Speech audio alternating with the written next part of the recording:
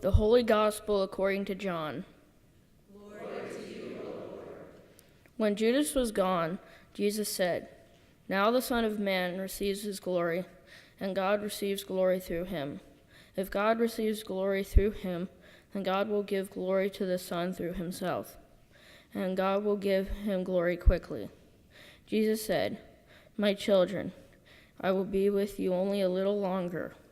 You will look for me, and what I told the Jews, I tell you now.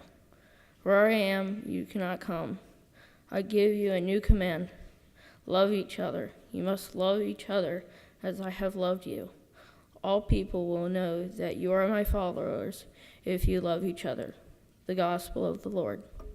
Praise to you, O Christ. Okay.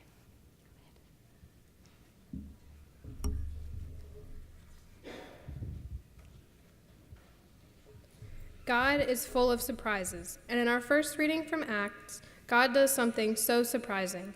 In the Jewish faith, certain foods or animals were considered to be clean or unclean.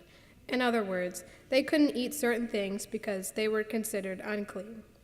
Peter spent his whole life following the law, including knowing what and what not to eat. And now this new vision from God is telling him that he can eat what he wants. That's surprising. But Peter eventually did understand this vision of clean and unclean, which is saying that salvation through Jesus wasn't just for the Jews or clean ones, but for the non-Jews or Gentiles or unclean ones. God was breaking down the barriers between people, bringing everyone together through Jesus Christ. For Peter, this was unimaginable. But in this vision, God tells Peter, "What God has called clean, you must not call unclean." In other words, this new reality was all because of God's choice and God's call. Our God is full of surprises. Some examples you may have thought about. God sending Jesus to be born is surprising. God sacrificing his life and dying on the cross for us is surprising. Even the empty tomb. All are so surprising. God has even surprised many of us in our own lives, even me. The fact that I'm standing here preaching to all of you right now is a huge surprise for me. I never thought I would be doing this, especially because I do not like being the center of attention. I hate it. Many of you know that I participate in my school's spring musical. Like I just said, I hate being the center of attention. Hence why I am stage manager. I have never performed on stage in over 10 productions I have been a part of during my high school career, and nor do I plan to. Stage crew and stage managing is great. You never see me, and if you do, then something went very wrong. But you do see me at church. Many of you know me and have known me for a while, some of you my whole life, and know that I grew up in this church, but not because of my parents, like most kids, but because of myself. My parents are not religious at all, as many of you know. God called me. He wanted this to be a huge part of my life, and he made me very clear of that. I knew that as little as the age of 5.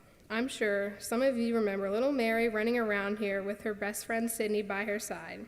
I was active then too. I went to Sunday school as much as I could, went to youth group, and I would call my grandmother every Sunday morning to take her to church. As I got older, I decided to follow God's call and get baptized and confirmed, which was really hard without my parents' help and support. I remember at one point I considered giving up before I got baptized because it was so hard without having my parents' help. But because of my church family and friends always being there for me when I needed them, I didn't give up, and I'm so glad I didn't.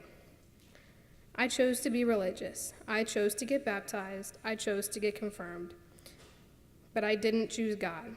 God chose me, and I knew that at that young of an age, and God sure surprised me by doing so.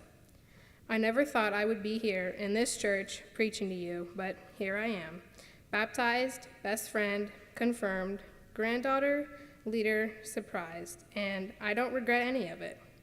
And again, God is so full of surprises. What does that phrase mean for us today? God is full of surprises. What do you think of when I say that? God is so full of surprises. Maybe having children, maybe getting baptized, maybe getting the opportunity to own a business and giving young adults a safe place to work. Maybe doing things you never thought you would do. Maybe bringing people into your life that end up being a huge part of who you are. God is so full of surprises, and even in the midst of our crazy, hectic lives, God is doing so many incredible things that may be surprising to us, but God has always been doing new and surprising things, whether in our scripture readings this morning, throughout history, or in our lives today. Don't be surprised when God does something new in you.